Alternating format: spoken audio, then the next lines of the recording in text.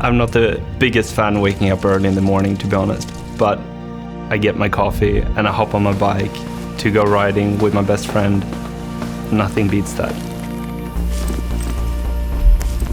I like when the weather gets like snowy and harsh or rainy or slippery. It makes me feel more strong. You just kind of flew by with the wind in your hair.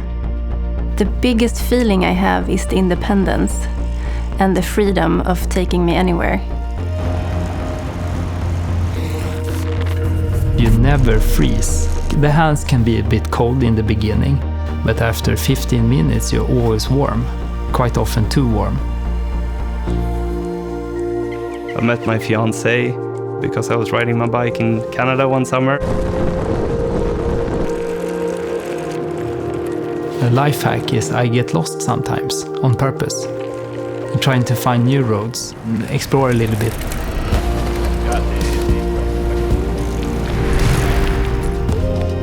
I got my first mountain bike, super proud. No suspension, nothing. Took it to the closest forest and totally destroyed it, but it was fun, super fun.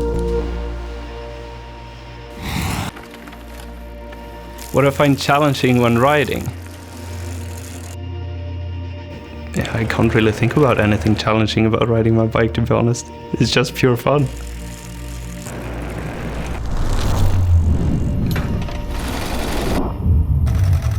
The process has been a lot about looking at the cultures and the activities and see where we can have kind of a sweet spot in between the brands that we haven't seen before, nor from a Specialized or Fjällräven perspective.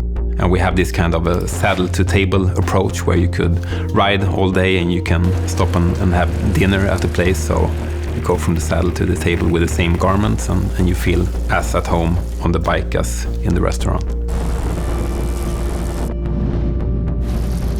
The wish to go further is there, and then you want to travel far to explore new places.